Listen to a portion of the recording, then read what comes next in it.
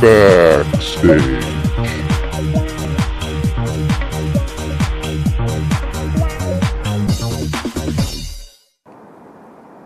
We are back. This is Diana Coop, a skilled in the arts of costume, and you paint also. Yes, I am a painter. Yes.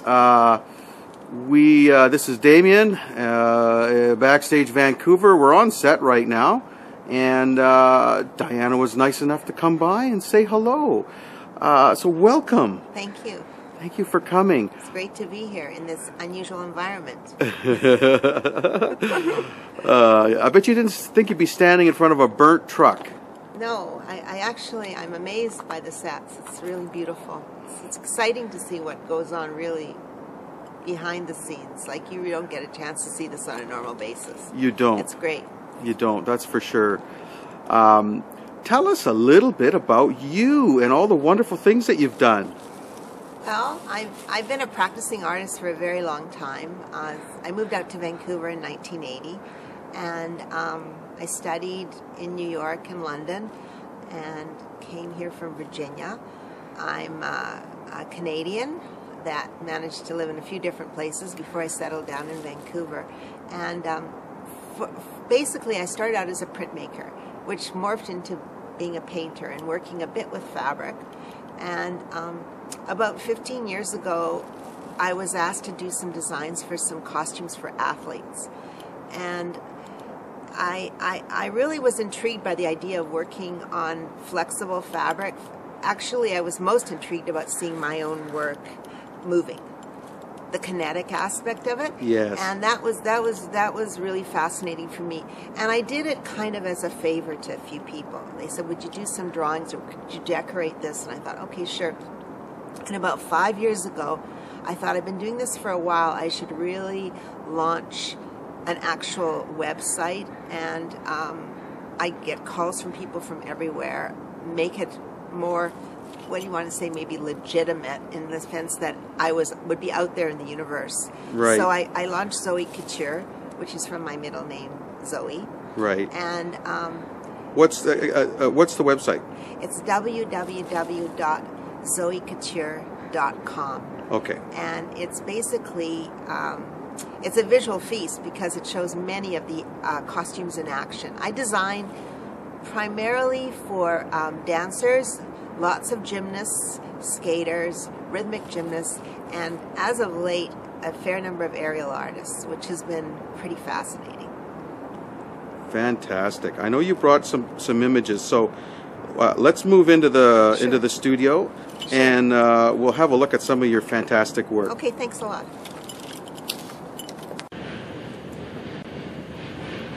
Okay, she brought a pile of stuff for us.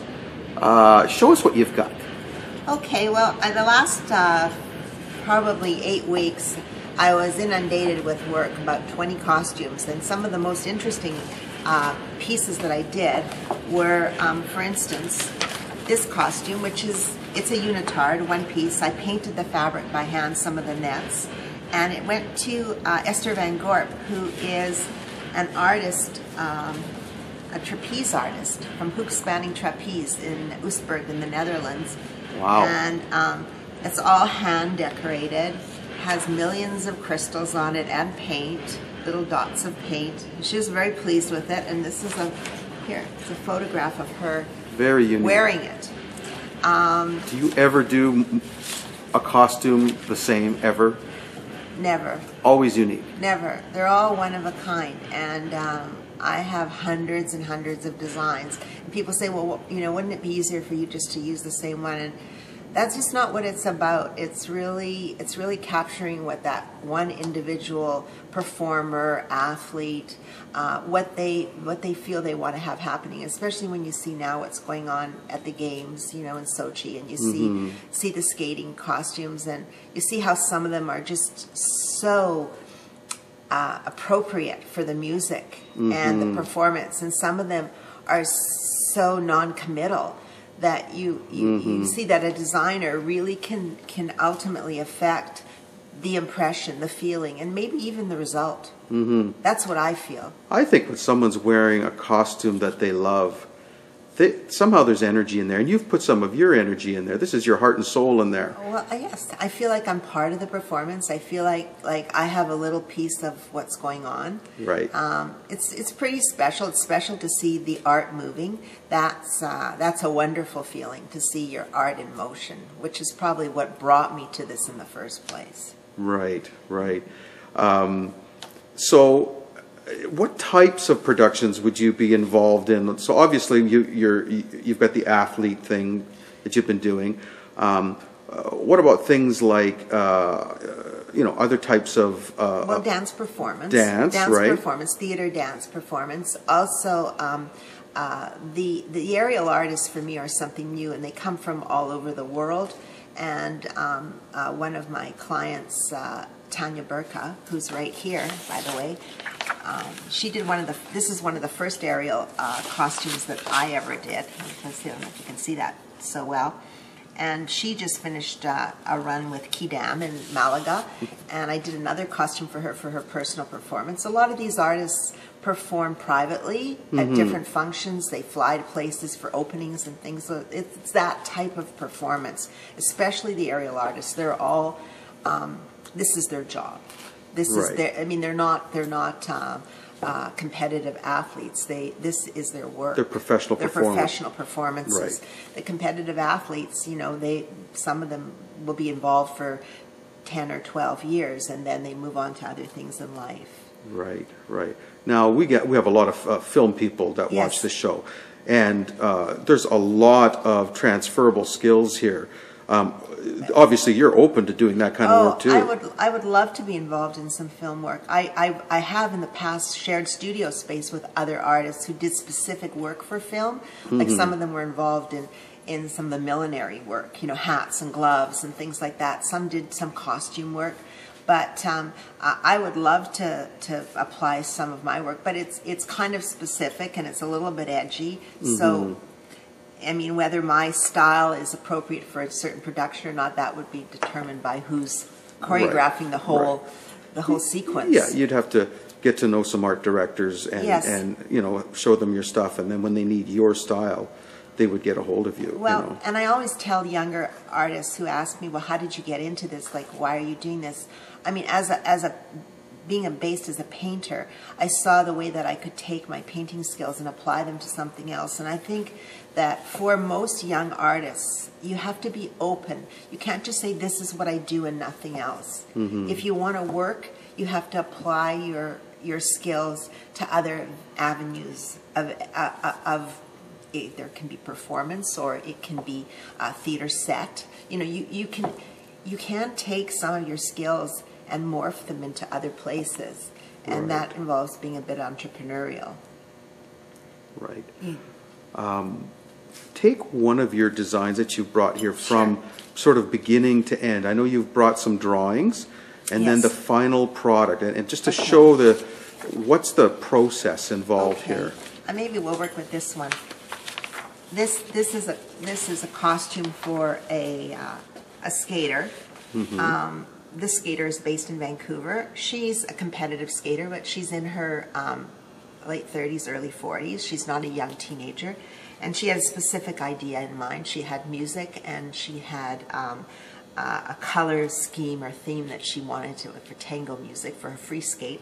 And we chose all the fabrics together, and sort of worked through the drawings with her there. She made suggestions about what she kind of felt she wanted to see. She sent me some photographs of things she liked, and I finally came up with this design. And then this was the outcome, which is pretty similar. Oh, sure. To what we talked about. It's heavily embellished, which has the right feeling for the music, and the kind of part about it that I love the most, for me, is the back, because it's hand painted. Isn't that neat? And went a little wild there, but she loved it.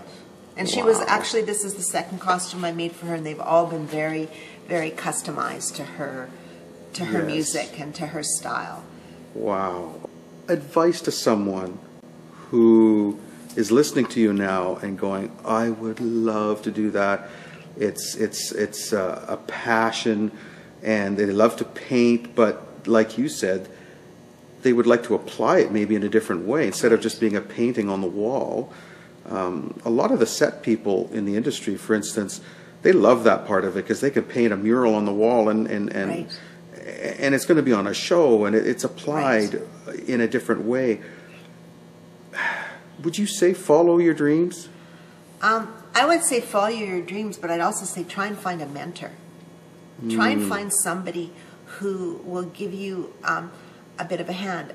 Lately, as I've gotten busier, I've thought I would really like to find a student or two who may want to do some work with me to help me complete some of the projects that I'm working on. Right. You know, I haven't done that, but my studio partner, Nicole Dextrous, who is an environmental artist, often has younger people, new artists, work with her to fabricate her constructions.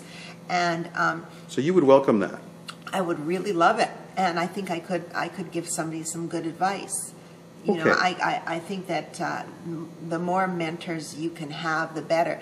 I kind of went on this on my own, you know, at this point, but I'm not, you know, 20 years old either, and I had quite a few connections in general that I could parlay into, you know, finding the answers to things. But sometimes when you're, you know, just out of art school or just beginning, you really don't know too many people. You don't have a network. You don't have a network, and you need a network. You can't be successful without a network. Where would you like to go with this? I would love to design for a company like Cirque du Soleil. You know, I that was always a small dream for me, and having some of the aerial work has kind of, you know, that's taken it. A little bit of that dream is happening now. I would like to work maybe elsewhere for a period of time, maybe 2 or 3 months with a production that's touring or something like that. I would. Even if it was just doing touch-ups or something. Yeah, or just, you know, just be more involved in the actual performance aspect of it would be a real treat for me. Right. Because sometimes, you know, I know that they're being worn and enjoyed, but I don't see the productions. And it would be a neat feeling, wouldn't it? Yes. Sitting in with the spectators and watching your designs flying around. Wow. And also, what I find is my work is pretty solitary. You know, I do a lot of work alone, and it would be really, really wonderful to be in an environment where I work with some other people. Right. That also for me would be a divergence from the way my lifestyle is now, which is, you know, when I create, I'm pretty much alone. Right. So a team sort of production. Yeah, no, I'd love to do that. I mean, theater does that a lot. Yes. You know, I'd love to do some pieces for theater. Yeah. That's also, but and for maybe a professional dance company where I'm involved in all the costumes for one particular piece that gets performed. Because right now mine are really one for individual athletes, individual performers. Right. Right. Well, maybe someone watching will go, hey. Oh, that would be great. Wouldn't that be great? That would be wonderful. That's so great. Well, I'm going to wrap it up. Thank you. Thank you so much for coming. Thank you. It was fabulous to be here. It's a little cold, I'm sorry. I'm a little cold, but that's okay. It was like the feeling was warm inside here. It was great. Good. I mean, because, you know, we're in the backstage here. We don't have heat. No, so, you know. I can see. Everybody's probably works with their gloves on. So. Probably. Thank you so much for coming. Thank you. Take care.